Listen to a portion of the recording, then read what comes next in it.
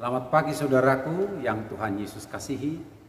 Sebelum kita melaksanakan aktivitas kita, saya ajak kita teduh lewat firman Tuhan. Kita bernyanyi buku ND 404 ayat 1. Unakko sai dinahulu.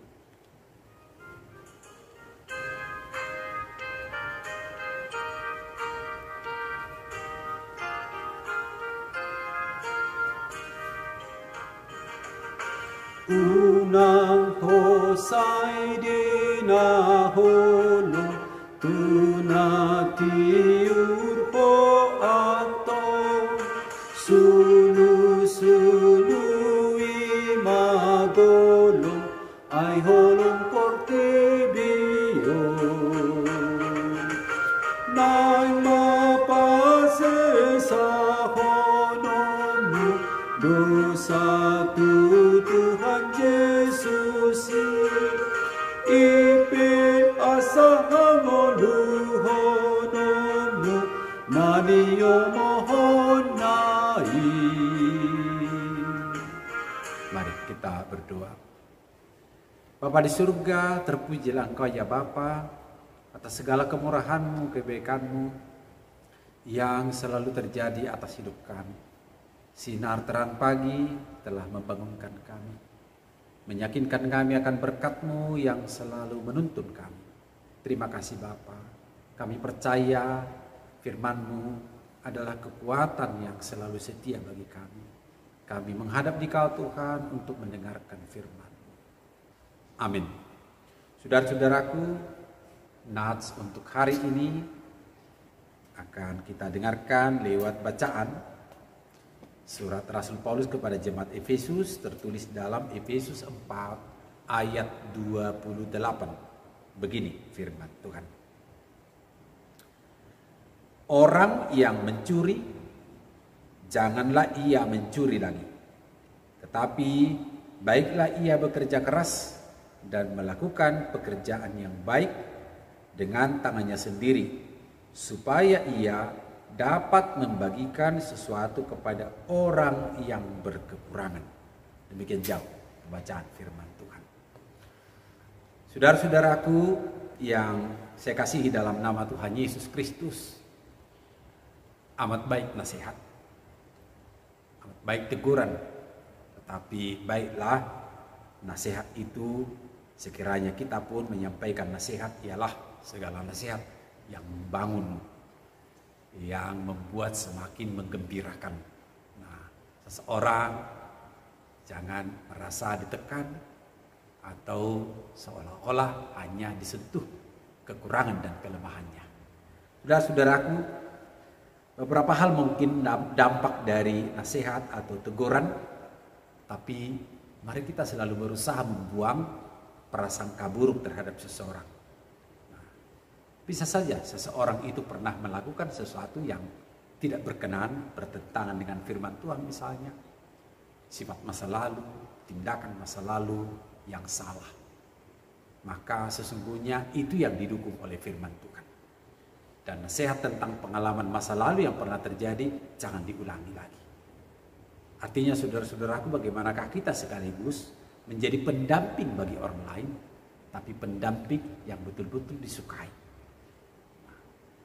Perhatian kita tidak hanya sekali saja kepada kita sebagai hidup bersama dengan orang lain.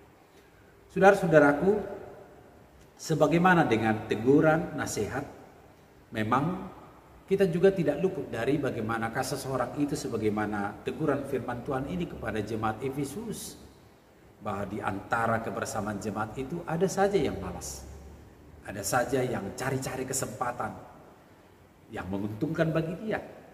Walaupun dia tidak mengatakan merugikan bagi orang lain, menguntungkan bagi dia. Dia hanya cari-cari kesempatan. Manakala kesempatan itu mensejahterakan dia.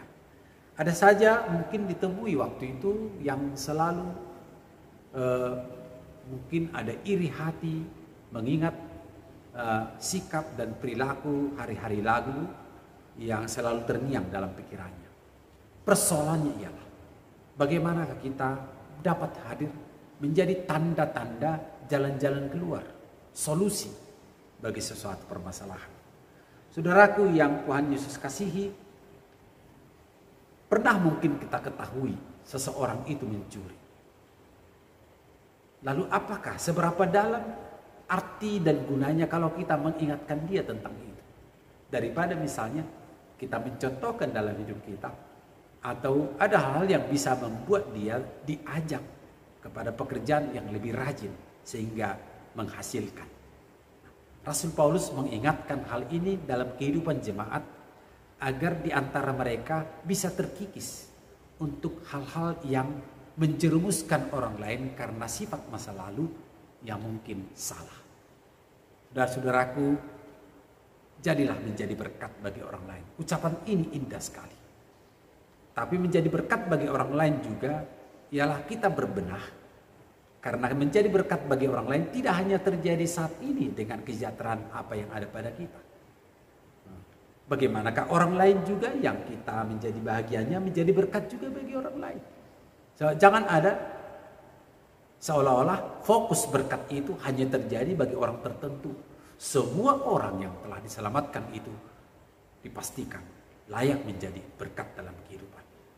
Maka ajakan firman Tuhan ini untuk lebih rajin ialah dalam persekutuan jemaat itu tercipta panggilan saling berlomba untuk menghadirkan daya tarik yang saling menolong, yang saling kreatif, agar tanda-tanda kebaikan itu dapat saling berlomba melakukannya. Kenapa saudaraku? Karena Tuhan selalu bekerja atas hidup kita. Maka hari ini pun, mari lebih baik kita meningkatkan kreativitas kita, daya tarik kita bagi orang lain, dan Tuhan Yesus Kristus menjadi guru yang baik bagi kita. Amin. Mari saya ajak kita bernyanyi kembali dari buku ND 404 ayat yang kedua.